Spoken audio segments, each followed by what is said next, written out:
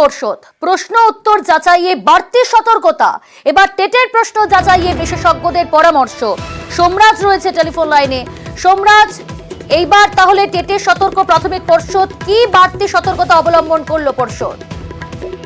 দেখো, একদমই প্রাথমিক শিক্ষা পর্ষদের তরফে যে সিদ্ধান্ত নেওয়া হয়েছে যে টেটের যে ফল প্রকাশ হবে তার আগে যে প্রশ্ন বা উত্তরগুলি তা যাচাইয়ের জন্য ন্যূনতম 12 জন বিশেষজ্ঞকে নিয়োগ করার। তার কারণ বারবারই প্রাথমিক শিক্ষা পর্ষদ আদালতের সমালোচনার মুখে পড়ছে ভুল প্রশ্ন বা ভুল উত্তর নিয়ে। এর জেরে বহু পরীক্ষার্থীকে চাকরি পর্যন্ত দিতে হয়েছে প্রাথমিক শিক্ষা পর্ষদকে।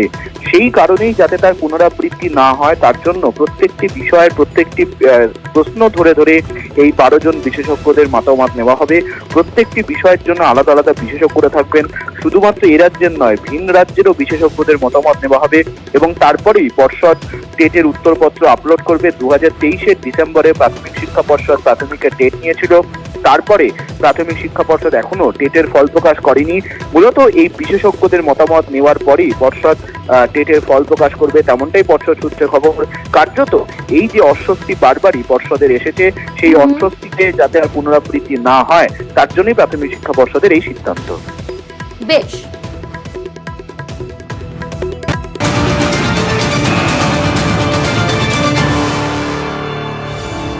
এদিকে টেটে প্রশ্ন বলে হাইকোর্টের কমিটি গঠন। 3 সদস্যের বিশেষ কমিটি তৈরি হাইকোর্টের ডিভিশন বেঞ্চের কমিটিতে পর্ষদ, কলকাতা ও বিশ্বভারতী বিশ্ববিদ্যালয়ের প্রতিনিধিরা। 2017-2022-এর প্রাথমিক টেটের প্রশ্নভুল মামলা বিষয়ভিত্তিক প্রশ্ন খতিয়ে দেখবে এই কমিটি। 14 দিনের মধ্যে কমিটি তৈরি করে কাজ শুরুর নির্দেশ।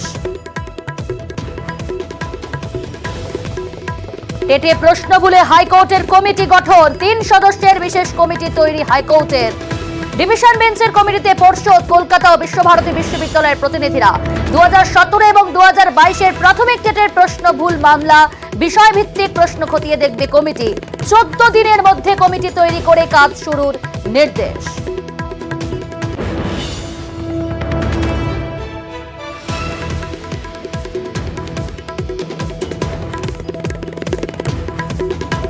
তিন সদস্যের বিশেষ কমিটি গঠন করলো হাইকোর্টের ডিভিশন বেঞ্চ। এই কমিটিতে রয়েছে কলকাতা ও বিশ্বভারতী বিশ্ববিদ্যালয়ের প্রতিনিধি এবং পর্ষদের প্রতিনিধিরা। 2017 এবং 2022-এর প্রাথমিক টেটের প্রশ্নভুল মামলা বিষয়ভিত্তিক প্রশ্ন খতিয়ে দেখবে এই কমিটি। এই কমিটি 14 দিনের মধ্যে তৈরি করে কাজ শুরুর নির্দেশ দিয়েছে হাইকোর্ট।